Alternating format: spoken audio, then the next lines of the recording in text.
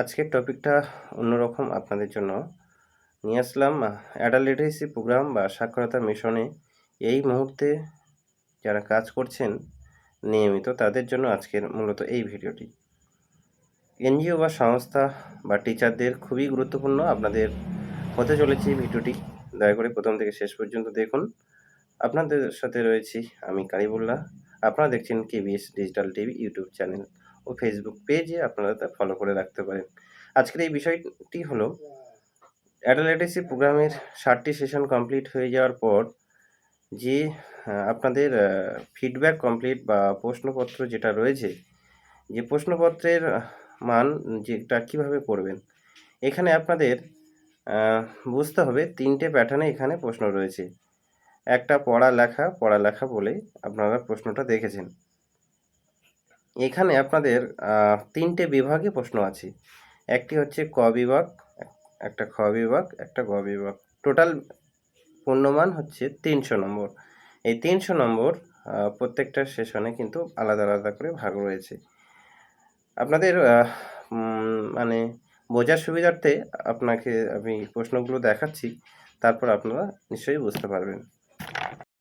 দেখুন, রাষ্ট্রীয় মুক্ত বিশ্ববিদ্যালয় শিক্ষা সংস্থার মূল সাক্ষরতা পরীক্ষার নমুনা প্রশ্ন উত্তর কেমন হচ্ছে, সেটা হচ্ছে এখানে আমি আপনাদেরকে বলেছিলাম যে ক বিভাগের যে প্রশ্নগুলো আছে সেটা হচ্ছে এগুলো দেখুন। মোট ক বিভাগের প্রথম অংশে আছে 50 পূর্ণমান প্রশ্ন, পূর্ণমান 50 এবং ক বিভাগের আরেকটা আছে, ওটা হচ্ছিল আপনার প্রথমে হচ্ছে বন্ধুরা আপনারা রাষ্ট্রীয় মুক্ত বিশ্ববিদ্যালয় শিক্ষা সংস্থার মূল সাক্ষরতা পরীক্ষা প্রশ্ন উত্তর যে নমুনা আছে আপনাদের যেগুলো করতে হবে সেগুলো আপনাদের দেখা হলো। ক বিভাগে কিন্তু এই যে অপশানটা আছে এটা হচ্ছে পড়ার অপশান, আপনাদেরকে এটা মনে রাখতে হবে বারবার। এই যে পড়ার অপশানটা কিন্তু আপনাদের রয়েছে। এবারে আপনাদের আসি, এই ক বিভাগের 50-50 করে দুটো মানে রয়েছে।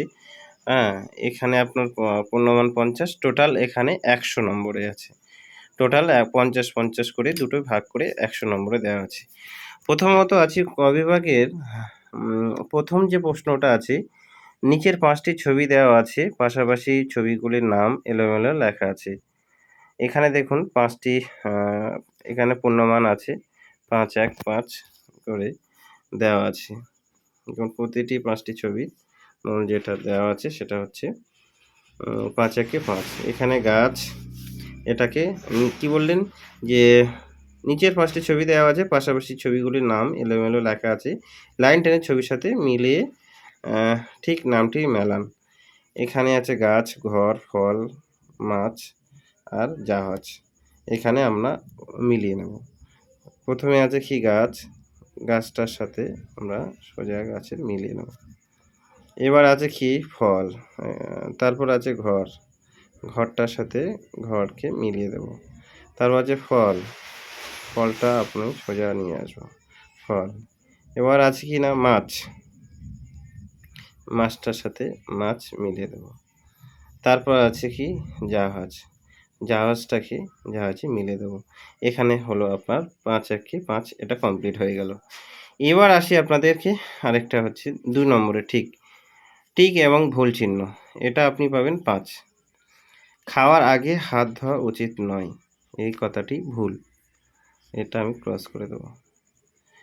গর্ভবতী মহিলাদের টিটেনাস টিকা দেওয়া উচিত নয়, এই কথাটি ভুল।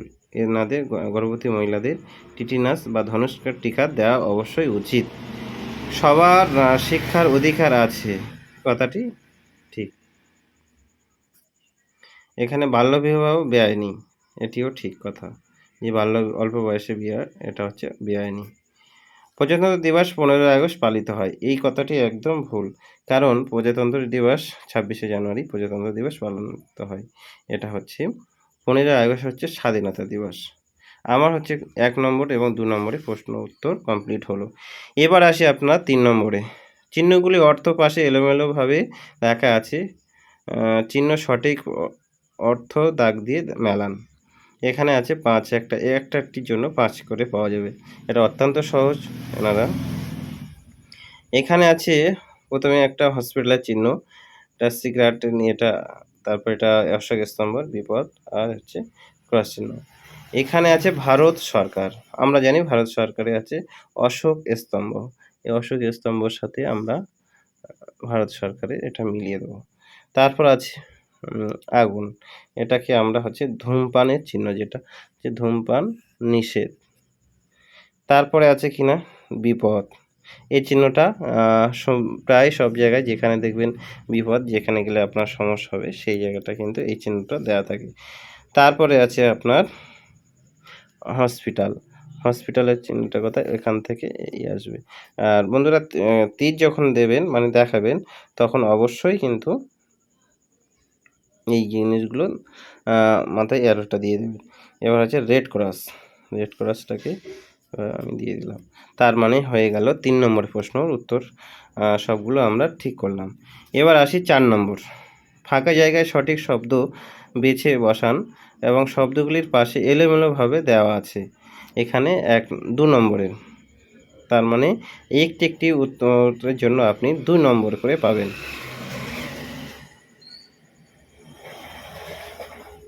প্রথমে আছে কি দেখুন, ১ নম্বরে আছে নোংরা থেকে কি ছড়ায়? অসুখ ছড়ায়। এটা আমি লিখে দেবো ক। আপনারা এটা এখানে লিখে দেবেন। তারপর আছে দ্বিতীয়, সমান কাজের জন্য সমান ড্যাশ আইন তৈরি আছে। এটা হচ্ছে সবার কাজের জন্য বেতন। এখানে হচ্ছে আপনার খ। আচ্ছা, আমাদের দেশের রাজধানী হচ্ছে ৩ নম্বর, এটা হচ্ছে গ। আচ্ছা, এটা তারপরে হচ্ছে আপনার আমাদের দেশের রাজধানী হয়ে গেল। গাছ থেকে বিশুদ্ধ, এখানে ঘর নাম হচ্ছে হাওয়া পাই। তারপর হচ্ছে ভারতে ড্যাশ আছে। এখানে আছে এটা। তো আমাদের ভারতে হচ্ছে গণতন্ত্র আছে। ঠিক আছে? এইগুলো আপনারা এখান থেকে পরপর লিখে দেবেন। আমি এটা সংখ্যা দিয়ে দেখিয়ে দিলাম শর্টকাটের জন্য।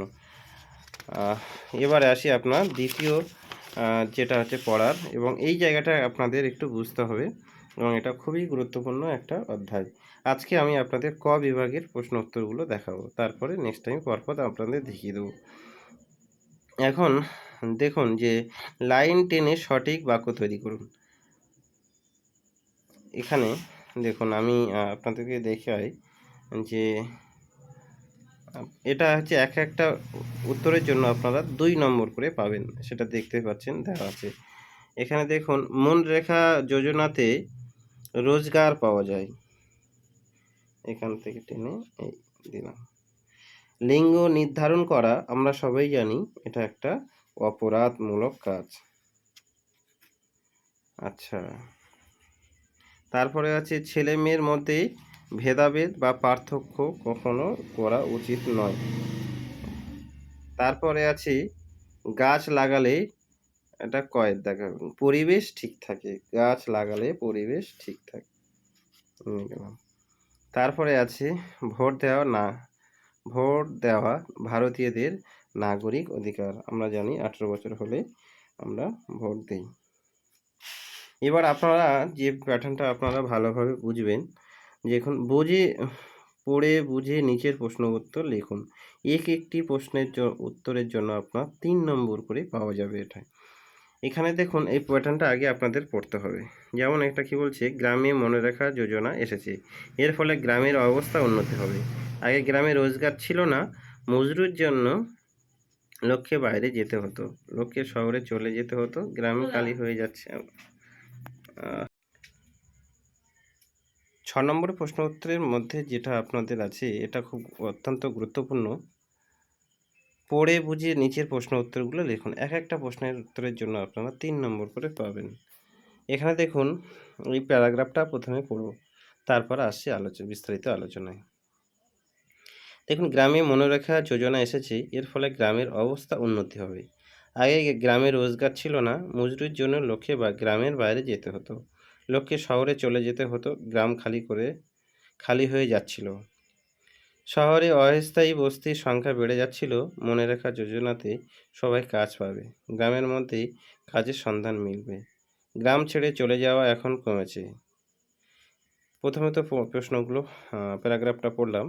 এবার দেখুন 5টি প্রশ্ন দেওয়া আছে। এখানে আপনারা কি করবেন? গ্রামের লোকেরা, প্রথম প্রশ্ন হলো ক বিভাগে, গ্রামের লোকেরা মজুরির জন্য কোথায় যেত? এখানে দেওয়া আছে গ্রামের জন্য বাইরে যেত। ঠিক আছে, বাইরে। এটা শর্ট কোশ্চেন দিল। আচ্ছা, এখন কিসের মাধ্যমে রোজগার পাওয়া যাচ্ছে?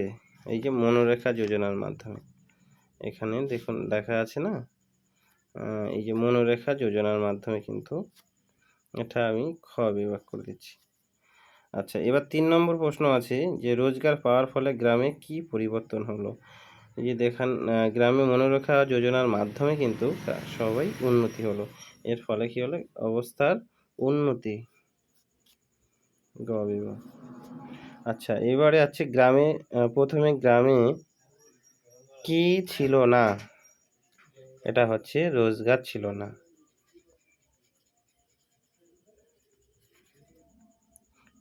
এটা রোজগার ছিল না।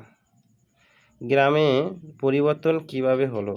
এই যে মনোরেখা রোজগারের মাধ্যমে সবাই কাজ পেল এবং তার ফলে গ্রামের মানুষ সব ছেড়ে যাওয়া কমে গেছে। এর ফলে গ্রাম এইভাবে আস্তে আস্তে পরিবর্তন হলো। যাই হোক, আজকে ছিল এই পর্যন্ত।